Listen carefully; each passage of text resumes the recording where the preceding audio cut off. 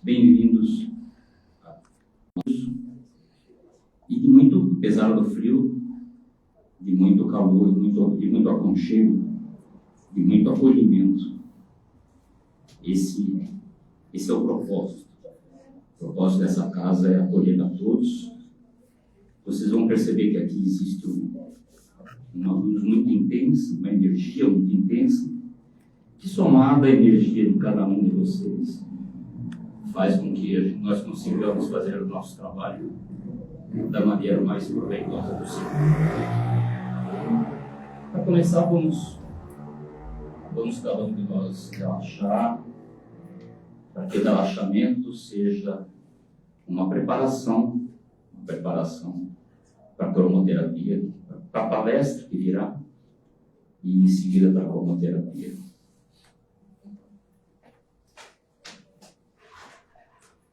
Deus, nosso Pai, que sois todo poder e bondade, dai força àquele que passa por provações, dai à luz àquele que procura a verdade. Põe no coração da humanidade a compaixão e a caridade. Deus, dai ao viajante a estrela guia. Dai à criança o guia. Dai ao órfão o pai. Senhor, piedade para aquele que não vos conhece. E esperança, muita esperança para aquele que sofre. Que a tua bondade permita aos espíritos consoladores espalharem por toda parte,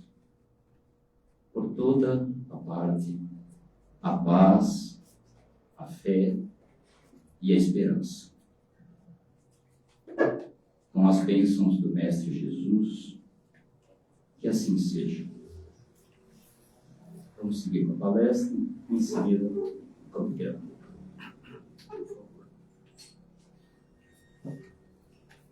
Obrigado, Carlos.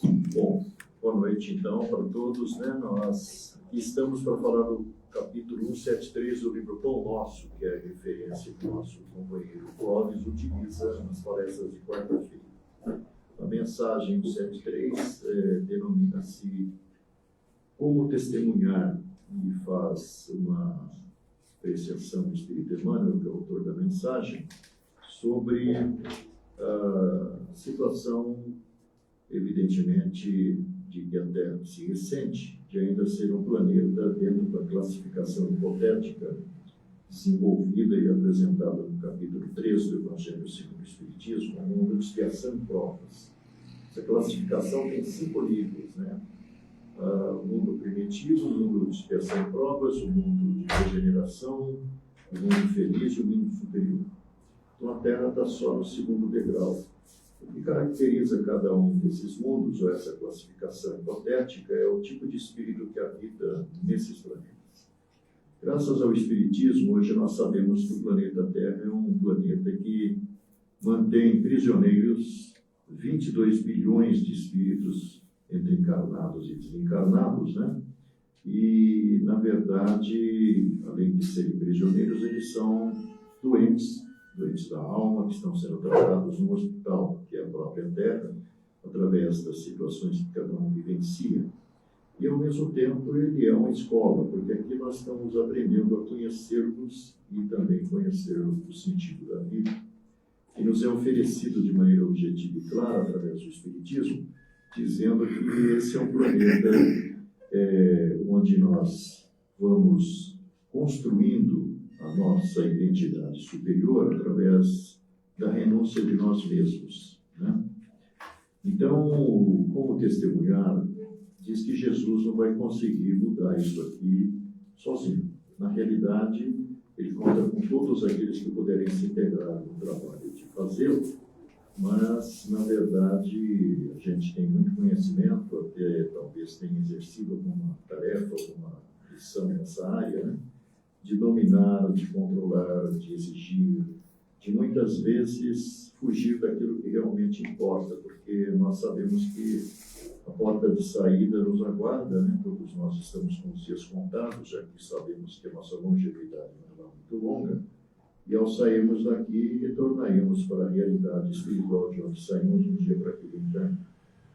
Hoje, além de tudo, é um dia muito importante para os espíritas e para o espiritismo, porque no dia 8 de julho de 1927, um mineirinho de 17 anos psicografou a primeira mensagem de um benfeitor espiritual, concitando os poucos elementos que estavam numa reunião que acontecia numa casa na cidade de Pedro Leopoldo, no estado de Minas Gerais, perto de Belo Horizonte, a 40 quilômetros de lá.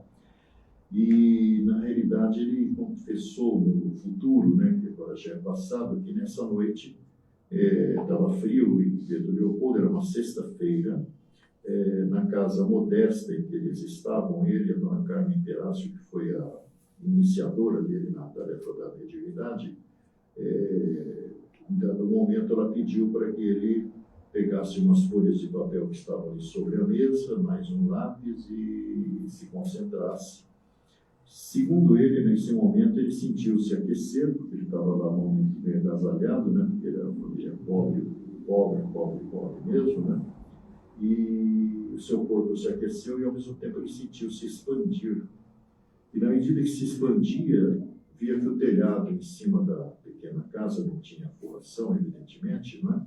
Praticamente desaparece, ele viu a noite estrelada.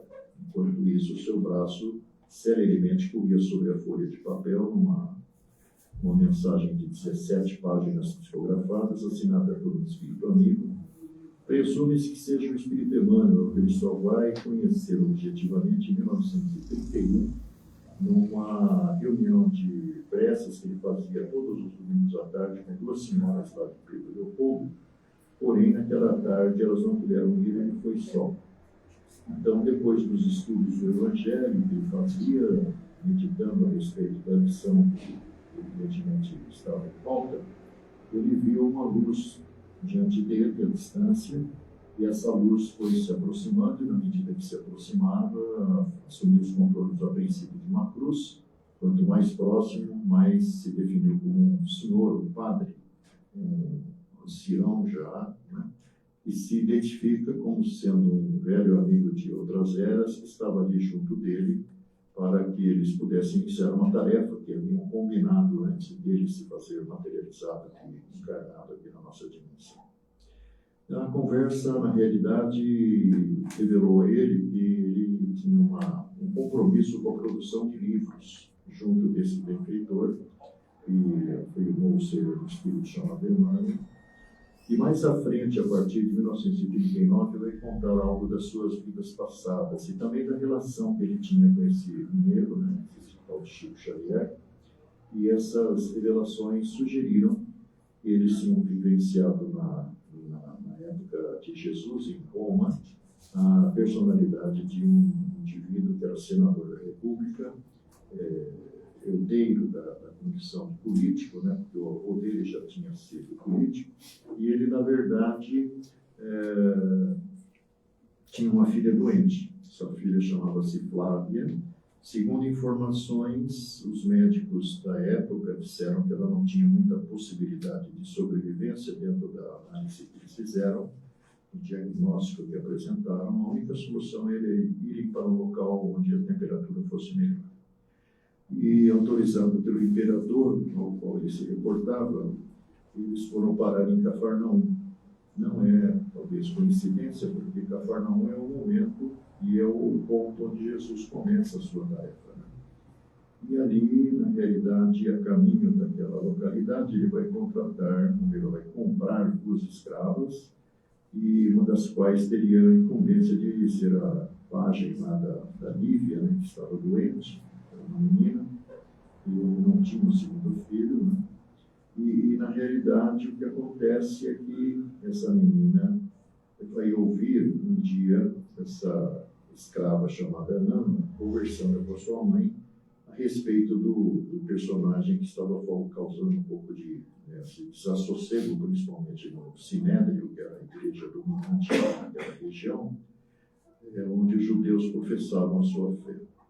E a senhora dizia dos feitos desse personagem, que era considerado aí um cara muito, de uma certa forma, fora da curva, chamava-se Jesus.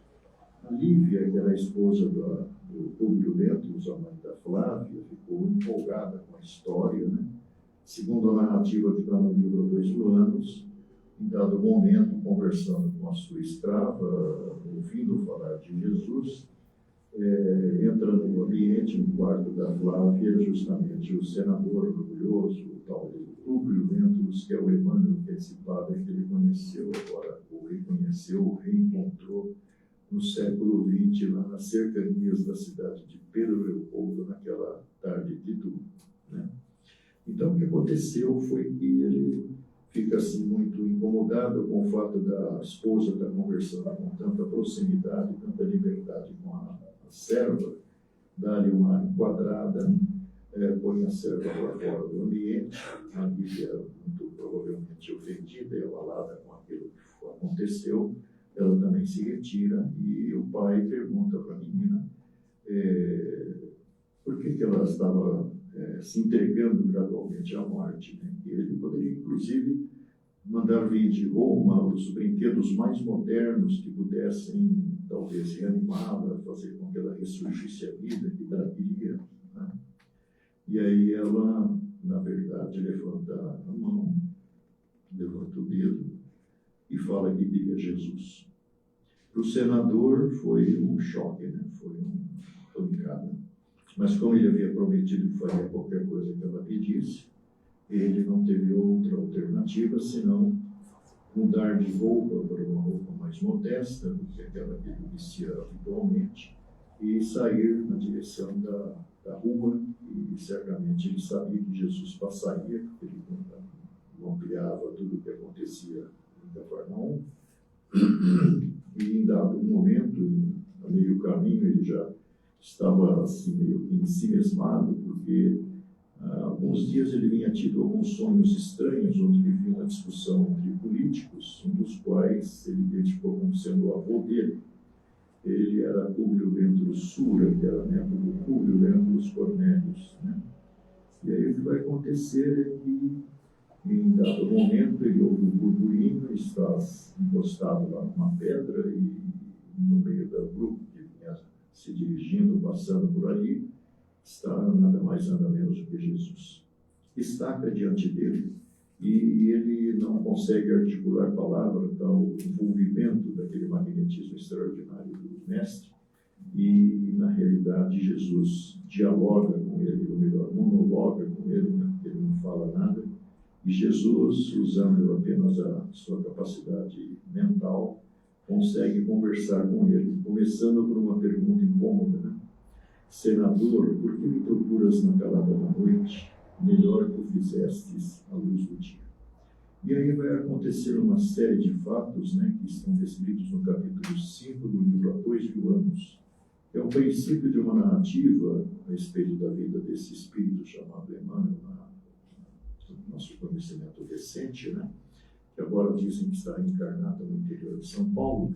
E o que vai acontecer é que o capítulo fala sobre Jesus, desse encontro com Jesus. E no final do monólogo, Jesus disse que queria curar a filha dele, embora ele não tivesse falado que tinha ido lá por causa da filha. Jesus, evidentemente, absorveu aquelas ideias dele. Ele ia curar a menina, mas não por ele, senador, mas pela sua esposa, Lívia, né, que Jesus presumivelmente nem conhecia. A Lívia vai, na verdade, se entregar à morte pouco tempo depois, substituindo a serva que tinha sido, de uma certa forma, condenada à morte no circo romano. Ela trocou de roupas com ela, trocou, inclusive, uma joia no pescoço dela, e ela, Lívia, foi ao martírio, resumindo ali. Ao que tudo indica, era um espírito já muito evoluído, como muitos daqueles que renunciaram a si mesmos e entregaram-se à morte, testemunhando a sua convicção na figura de Jesus como o Messias Salvador, que havia sido anunciado 800 anos antes por Isaías, anunciado por Ezequiel, anunciado por Daniel. E na realidade, muitos, principalmente os mais pobres e miseráveis, mais combalidos pelas circunstâncias em que viviam, acreditavam que Jesus era realmente o Salvador. E, evidentemente, eles não eram espíritos comuns, né? Porque sacrificar-se a si mesmo por causa de uma ideia, de um homem, realmente não é para poucos, né? Não é para muitos, melhor dizendo. Né? Então, na realidade, essa história que mostra o testemunho do próprio povo que acreditou em Jesus e a figura de Chico Xavier no século XX, cuja vida, né, começou a sua tarefa mediúnica no dia 8 de julho, estendeu-se até 2002, quando o Brasil se sagrou campeão, pentacampeão de futebol, e morreu exatamente nesse dia, deixando para trás mais de 400 livros publicados, uma história maravilhosa, com muitas passagens assim que representam grandes lições para todos nós. E, evidentemente, os trabalhadores de Jesus, com os quais Jesus conta, são esses que sabem fazer de si mesmos um modelo, né? Um modelo de renúncia das suas próprias imperfeições morais, sobre as quais o Espiritismo fala. E nós aprendemos que nesses 20 séculos que nos separam do nascimento de Jesus, provavelmente não teremos tido 20 existências, né? Já que a longevidade física hoje está em 75, mas na época da Segunda Guerra era 48 anos, na época de Jesus 28. Então nós vivemos relativamente pouco pelo tempo que nós aproveitamos, né? Como os próprios pensadores espíritas informam, já que numa existência presumível de 60 anos, apenas 20 realmente, efetivamente aproveitada teoricamente, porque 20 a gente dorme todas as noites 8 horas, ou menos, ou mais. Nós chegamos até a idade adulta por volta dos 20 anos também, né? Lá se foram mais 20. E sobram os outros 20 que são diluídos em 60. E, na verdade, a cada etapa da nossa vida, nós vamos colocando o nosso foco em determinadas metas, objetivos, sonhos, pretensões, presunções, né? E nos esquecemos da parte espiritual. Mudar é uma coisa muito difícil, né? Nós vemos por cada um de nós, que somos convocados a cada reunião que acontece, nos comentários que aqui são feitos, talvez nas leituras que tenhamos feito, talvez nos cursos de que tenhamos participado, nós deveríamos analisar-nos mais profundamente para ver até que ponto existem deficiências morais em nós, né? Lá no final das leis morais, que complementa o terceiro livro, que compõe o livro dos Espíritos, existe um capítulo intitulado Perfeição Moral, que é, na realidade, um conjunto de perguntas feitas principalmente a Santo Agostinho, que foi um dos grandes colaboradores de Kardec na organização daquilo que nós conhecemos como Espiritismo, e também, por sua vez, foi um dos grandes teólogos da Igreja Católica lá no ano 360, 370 da Era Cristã. O Aurélio Agostinho, que é esse Santo Agostinho, né, foi um jovem assim meio desajustado, né, e estava influenciado por um personagem chamado Maniqueu, que era um líder da época, né, meio fora da normalidade. E o nosso amigo Aurélio Agostinho, contrariando o desejo da mãe, que já tinha vários filhos, mas o Agostinho era o preferidinho dela, né? Ele, na realidade, preferiu seguir Maniqueu e, na realidade, apregoava justamente a indisciplina, a falta de cuidado com si mesmo. O pessoal era meio hippie da época, né? E o Agostinho seguiu nessa direção, acabou se envolvendo com uma mulher, com quem teve um filho chamado Adeodato. Adeodato é uma palavra que quer dizer o que veio de Deus, e, na realidade, o menino vai acabar morrendo, né? Perturbando demais o Agostinho, que a partir daí resolve atender os apelos da mãe e começa a estudar as cartas de Paulo.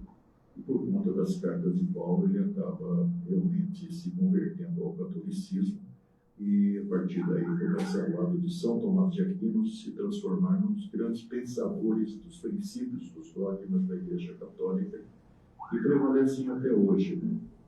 Infelizmente, um erro crasso foi cometido por ele, porque ele não escreveu livros assim, digamos, volumosos, mas ele escreveu uma série de princípios onde ele afirmava que fora da Igreja não há salvação.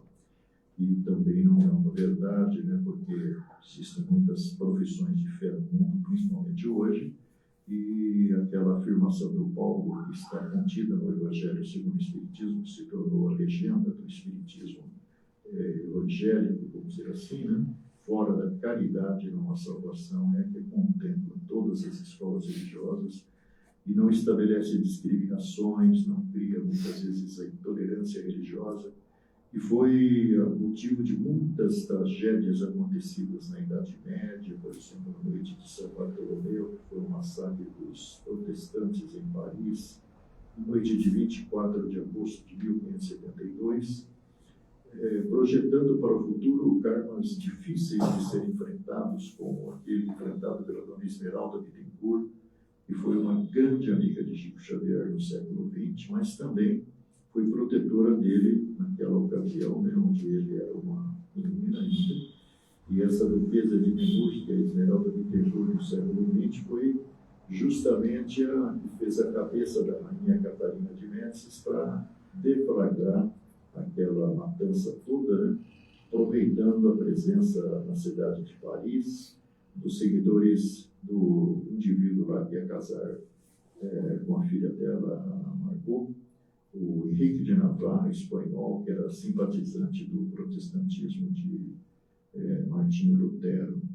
E essa mulher realmente foi a que convenceu a Catarina de Médicis, a rainha, para que ela convencesse seu filho Carlos, a fim de aproveitar a ocasião e fazer média com o Vaticano, porque Espanha e Portugal estavam unidos com o Papa, porque eles tinham acabado de inventar a Inquisição, que foi um movimento de 300 anos, 400 anos mais ou menos, que resultou na matança, tortura, nas crueldades imensas que se cometeram contra judeus, principalmente, né? Trazendo também para o século XX muitos karmas enfrentados aí por alguns sacerdotes, revestidos de corpos diferentes, em cenários diferentes, como a família de Leonel, que é descrita pelo Dr. Bezerra de Menezes, através da médium Ivone do Mauro Pereira, justamente no livro Dramas da Obsessão. Ou então, aquelas outras personalidades que são apresentadas em 3 livros, recebidos pela Dona Ivone do Mauro Pereira, sobre a influência de um espírito chamado Charles, que era conhecido dela da época do século XVIII, e que escreveu O Cavaleiro de Núñez, O Drama da Bretanha e, por fim, Nas Voragens do Pecado, onde começa tudo, porque Nas Voragens do Pecado vai contar um pouquinho dos bastidores daquilo que aconteceu na noite de São Bartolomeu e dos espíritos que estavam comprometidos ali com as barbaridades cometidas e voltaram a reencarnar na Grã-Bretanha, né, no Drama da Bretanha, no Cavaleiro de Núñez, para se libertar das culpas que criaram para si mesmos nesses episódios. Ou então, no livro do Conde Rochester, o John Wilmot, né, escreveu também um livro titulado Noite de São Bartolomeu. Chico Xavier foi testemunha de muitos desses episódios, porque envolvido lá com a Dona Esmeralda desde o dia acho que é 16 de setembro de 1936, onde a Dona Esmeralda foi à casa do Manuel Quintão para participar de uma reunião de preces, onde estaria presente o jovem Chico Xavier, que tinha só 26 anos, né, e ao Rio de Janeiro periodicamente, para entregar documentos da Fazenda Monteiro, onde ele trabalhava com o Dr. Rômulo Joviano. Naquela ocasião, a Dona Esmeralda recebeu a primeira mensagem de Agar, a filha que havia suicidado em 1º de maio daquele ano, envolvida por um adversário do passado que aproveitava a vulnerabilidade mental e emocional dela e acabaram fazendo desistir de viver. Naquela noite de setembro, Dona Esmeralda restabeleceu a conexão com Chico Xavier, conhecia desde a noite de São Bartolomeu. E muitas passagens interessantes vão se repetir. Daqui a pouco morre a dona Aparecida, a doutora Aparecida, filha da vereadora Esmeralda, médica atropelada lá numa avenida da cidade do Rio de Janeiro, com uma paciente, e ia conduzindo para fazer um exame de imagem lá no cérebro do Rio de Janeiro, que era onde acontecia, onde existia esse equipamento, né? Daqui a pouco morre o Antônio, o terceiro filho que morre tragicamente, mergulhando o seu carro no rio, às margens da estrada que vai a Teresópolis. E, de uma certa forma, abalado com essas histórias todas, Chico pergunta para o Emmanuel como podia acontecer tanta coisa ruim com uma pessoa tão boa. Mas ele conhecia a Esmeralda do século XX. E, na realidade, o que acontece é que o Emmanuel pergunta se ele queria mesmo saber, e ao colocar a mão sobre a sua testa, ele se vê num corpo diferente, justamente naquela noite trágica e fatídica, e tentando se proteger na casa da duquesa de Nemours, que é a dona Esmeralda do século XX. Fatos que estão relatados no livro intitulado Um Espinho da Insatisfação, no capítulo Um Espinho na História da França. De qualquer forma, nós estamos sendo conclamados mais uma vez por Jesus para nos transformarmos em seus colaboradores na transformação do mundo, diz que são provas para o mundo de regeneração. Isso implica não nós nos transformarmos em pregadores, nem nada parecido, mas assumirmos diante de nossa família, de nossa casa, de nossos familiares, uma postura de equilíbrio, talvez diferente daquela que nós manifestamos até o contato com a doutrina espírita. São 8h30, agora já é hora do nosso amigo voltar. Muita paz a vocês.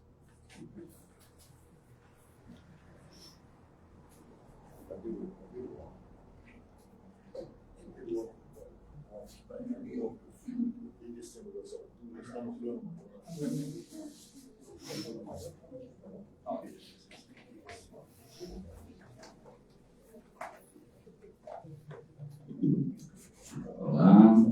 Bom, depois de uma palestra gratificante, né, com tanta reflexão que cada um vai poder fazer, vamos fazer a nossa parte. Vamos fazer também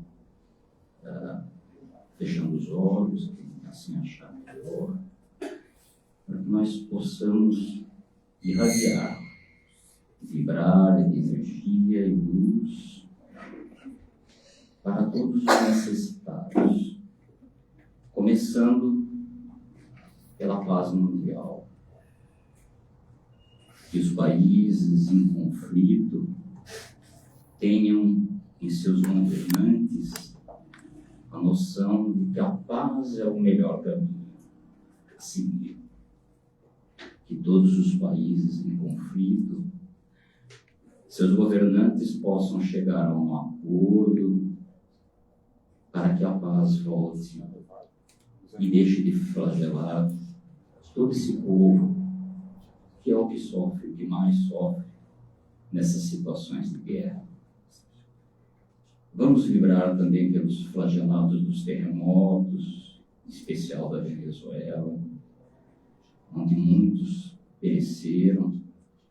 Que o Mestre Jesus, com as suas correntes médicas, possa acolher todos aqueles que desencarnaram naquelas condições de terremoto e possa também o Mestre Jesus guiar os governos e levar ajuda aos sobreviventes que também precisam de muitos recursos para reconstruir as suas vidas. Vamos vibrar finalmente pelo Brasil, pelo nosso querido Brasil, e os nossos governantes, também em respeito ao fato de cada um de nós ter colocado eles lá como representantes, é isso que eles são, representantes do povo, tragam ao povo saúde, educação, alimentação, que é o que o povo precisa. Vamos vibrar também pelos doentes, nos hospitais, nas casas de saúde, para que todos os doentes também tenham as correntes de Mestre Jesus cuidando, para que possam se restabelecer e retornar às suas famílias.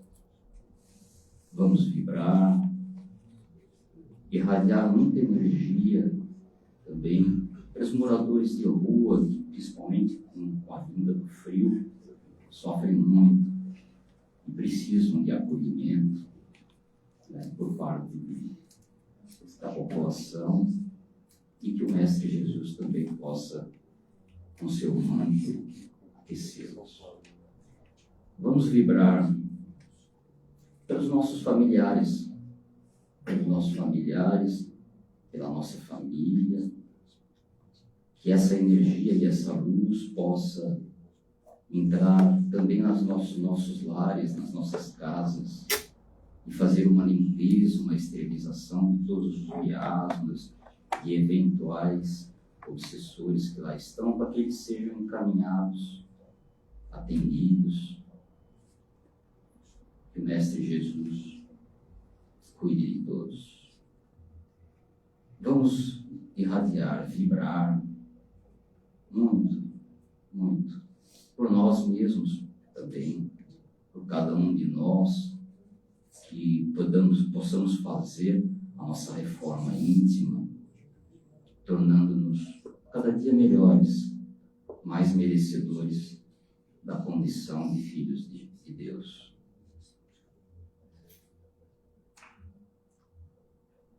Com as bênçãos do Mestre Jesus, que assim seja. Bom, vamos aos nossos recados. Primeiramente, lembrar que os cursos, né, a Casa promove um curso básico,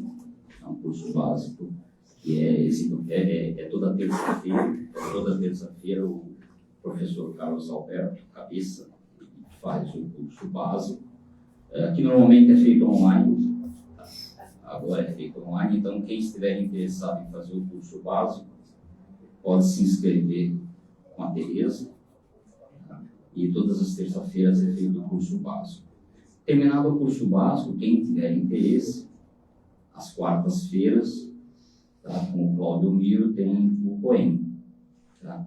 Então, o POEM já é dedicado à orientação e educação mediúnica, e como base para fazer o curso do POEM, é preciso fazer o curso básico.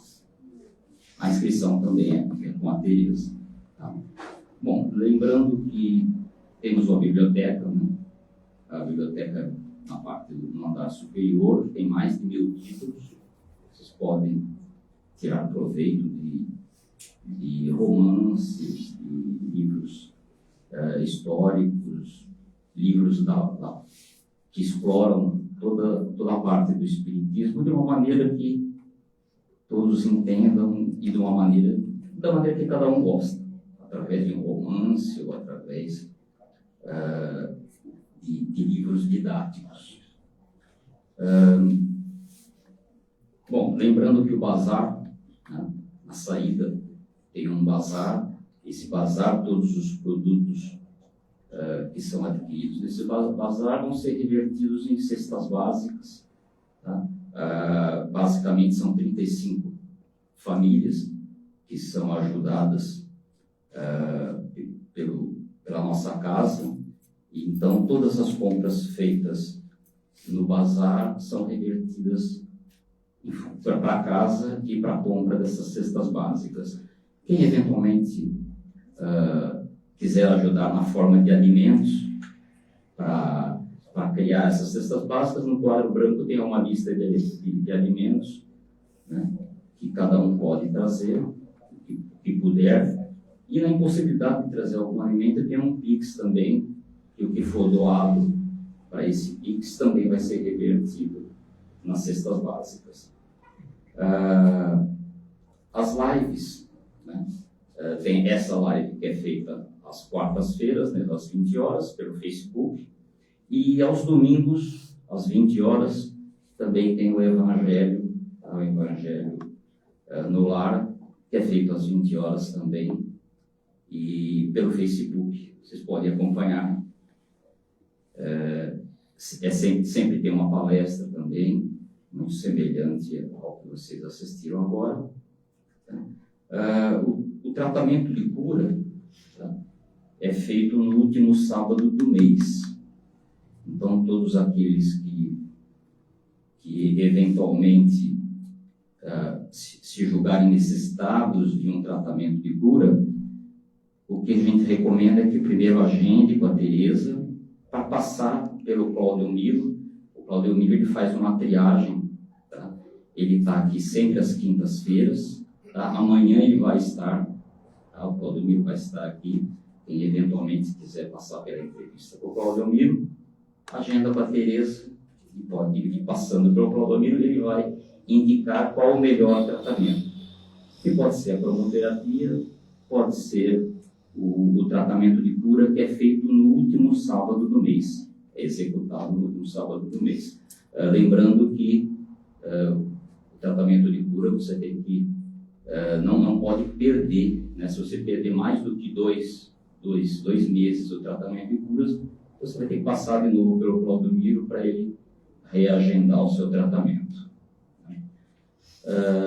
Os cursos básicos estão ok, eu já comentei, a biblioteca, a garrafinha de água, tá? Quem tiver interesse, que achar interessante, levar para casa a garrafinha d'água. O que a gente recomenda é que você, durante a cromoterapia, tira a tampinha, coloca debaixo do banquinho que você vai estar sentando.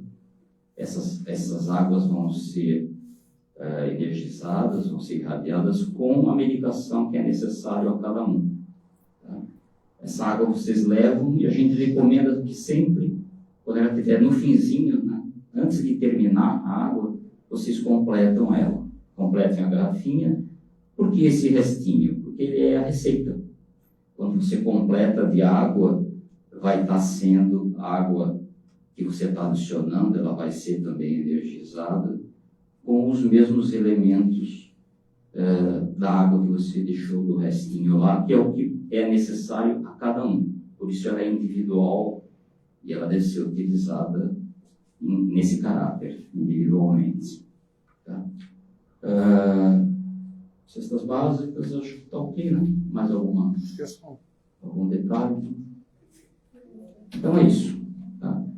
Uma boa cromoterapia a cada um, né? E que cada um de vocês possam retornar para os seus lares em condições melhores do que vieram e a cada dia que essa evolução seja plena e guiada pelo Mestre Jesus. Obrigado.